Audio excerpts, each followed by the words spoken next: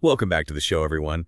This week, we're taking a deep dive into a story that's got it all: a grand estate, a bitter family feud, and a web of deceit that leads to a shocking double murder. Sounds juicy. It is. We're talking about the Stanfield Hall murders, a case straight out of 19th century England. We'll be pulling from a true crime podcast episode that really digs deep into all the twists and turns of this case. I love a good historical mystery, especially when there's a grand estate involved. Right. And Stanfield Hall was definitely grand. Picture this sprawling grounds, a beautiful manor house, the kind of place that screams wealth and influence. The perfect setting for a murder mystery. It really is. Now, the owner of this grand estate was Isaac Jeremy Sr., Mhm. a prominent lawyer who even served as a recorder for the Norwich court. So a pretty big deal in his community. Owning a place like Stanfield Hall definitely meant you were someone of importance back then. Absolutely. But here's where things get interesting. Isaac's inheritance of Stanfield Hall wasn't exactly straightforward. Yeah, so when his father, Reverend George Preston, died back in 1837, there was this really unusual condition attached to inheriting the estate. Okay, I'm intrigued. What was the condition? Isaac had to change his name, like legally change his last name from Preston to Jeremy in order to inherit.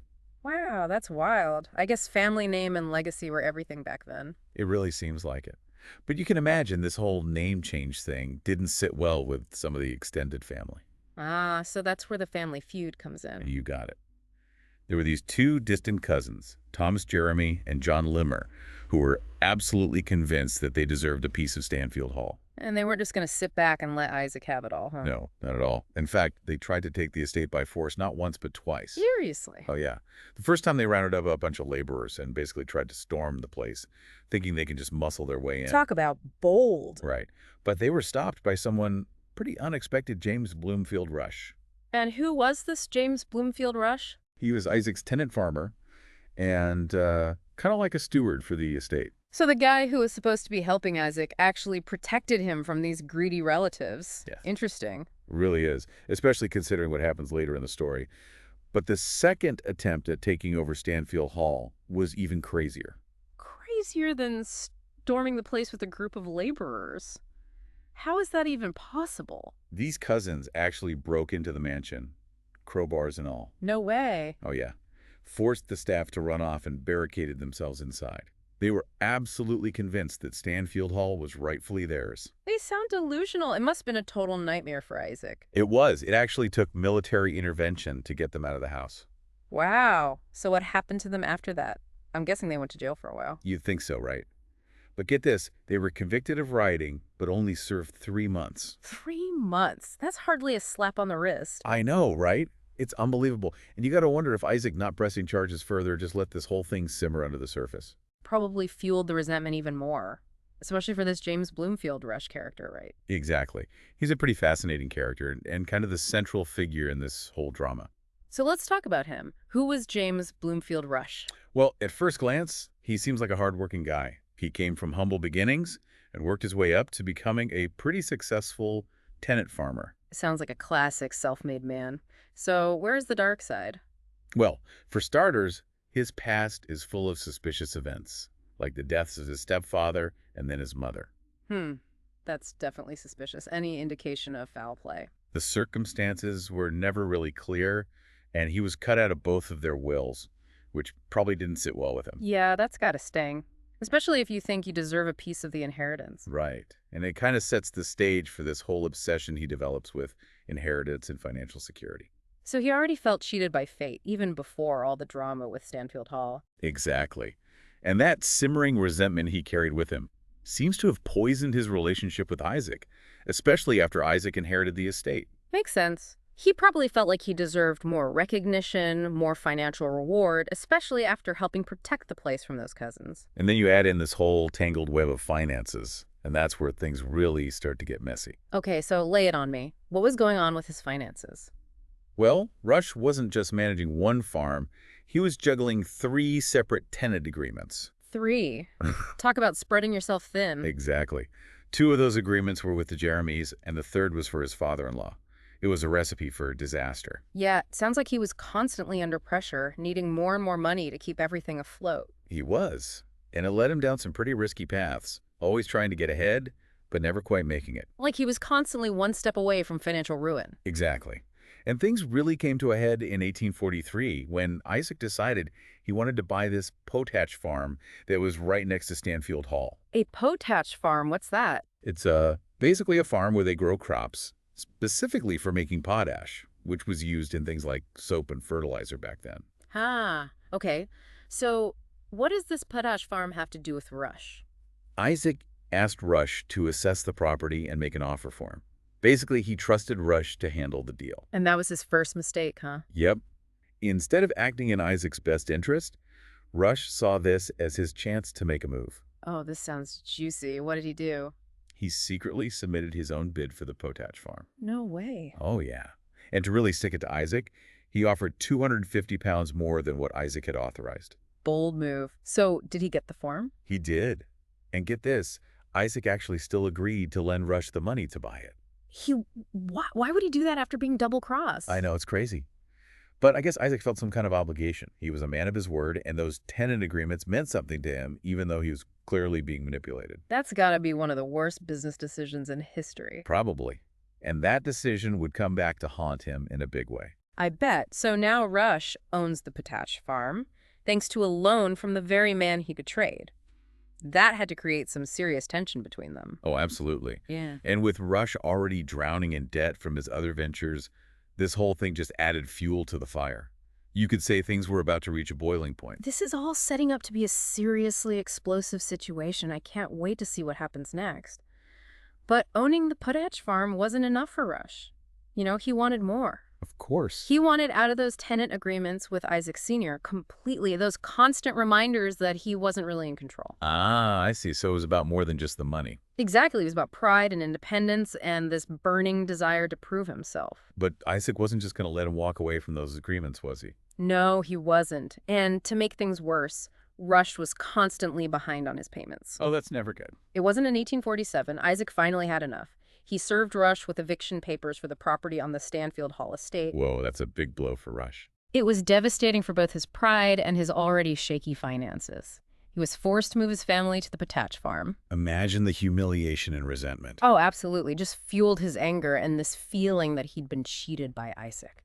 So what did he do? He didn't just sit back and take it. He decided to fight back, and not in a legal way. Ooh, this sounds like trouble. He launched this whole smear campaign against Isaac, published a pamphlet full of accusations. Yeah, kind of accusations. Oh, claiming that Isaac had no right to Stanfield Hall, that he'd cheated Rush out of his earnings, just trying to discredit him and turn public opinion against him. Sounds desperate. It was, but there was something darker at play, too. In a letter to his son, Rush wrote, "I have at last got Jeremy in a fix. He now knows if he ruins me, I can ruin him." That's chilling. It's not just about money anymore, is it? No, it's not. It's about revenge, pure and simple. And I bet those disgruntled relatives, Thomas Jeremy and John Leaner, saw an opportunity here. Oh, absolutely. They were still lurking in the shadows, waiting for their chance to swoop in and claim Stanfield Hall. And Rush saw a way to use them, didn't he? He did. He approached them with a plan to seize the estate once and for all. How did he convince them after they'd already failed twice? He had a secret weapon, a forged will, that supposedly named Thomas as the rightful heir. A forged will? Seriously? Did they actually believe it was real? Desperation can make people believe anything, especially when it aligns with their deepest desires. That's true. So now you've got Rush driven by revenge and these two greedy cousins blinded by their own ambition.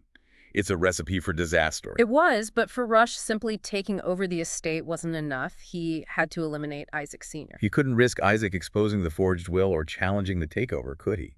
Exactly. So the plan escalated from a property dispute to a cold-blooded murder plot. And Rush didn't just improvise this, did he? He planned it all out. He was meticulous. He planned every detail of the murder, even his escape route. It sounds like he's determined to get away with it. He even had a farmhand lay a path of straw from his farm to the fields behind Stanfield Hall so he could disappear into the night unseen. That's chilling. Yeah. And what about Emily Sanford, his mistress? Did she know what he was planning? She started noticing strange behavior, the late-night trips, the gun, the growing agitation, but she didn't know the full extent of his plans. So she becomes an unwilling witness to his descent into darkness. Exactly. Her observations and later testimony would become crucial to the case. It's November 28, 1848, the night of the murders. The Jeremy family at Stanfield Hall have no idea what's about to happen. Isaac Sr. steps out onto the porch after dinner like he always does. It's a habit that will seal his fate. And Rush is waiting, isn't he? He is hidden in the shadows with a pistol. He fires a single shot, striking Isaac Sr. in the chest, killing him instantly. Oh my God. He then enters the house and encounters Isaac Jr. in the hallway. Another shot, another victim. It's just brutal.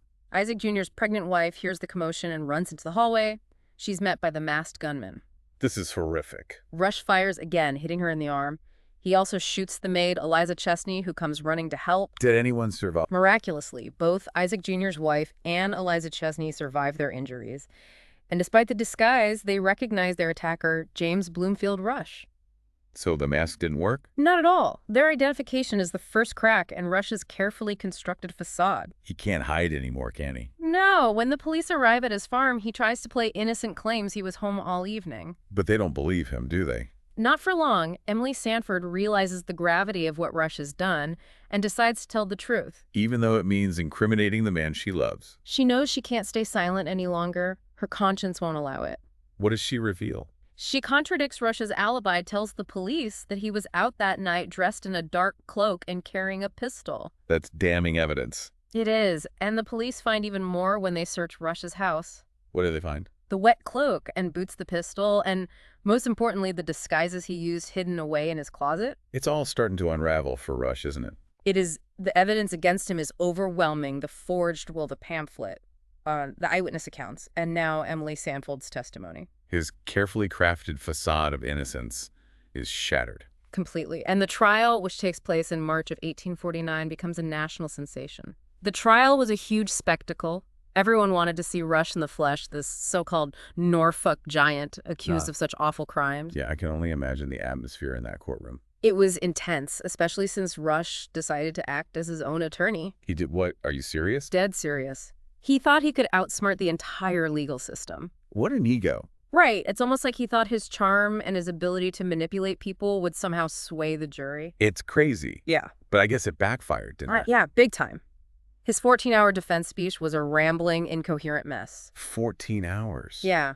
Did he actually confess or at least try to shift the blame? Nope. He tried to play. The victim claimed that those cousins forced him into helping them, but his story was full of holes and contradicted by all the evidence. And Emily Sanford's testimony must have been the nail in the coffin. It was, imagine the strength it took for her to stand up there and expose the man she loved, knowing it would send him to the gallows. It's heartbreaking, but also incredibly brave. She knew she had to do the right thing, even if it meant losing everything. So what was the verdict? Did the jury take long to decide? Not at all. They deliberated for just 5 minutes before finding him guilty. 5 minutes. That says it all, really. Even facing the gallows, Rush refused to admit guilt, shouted, "I am innocent all the same, and God Almighty knows it." Wow.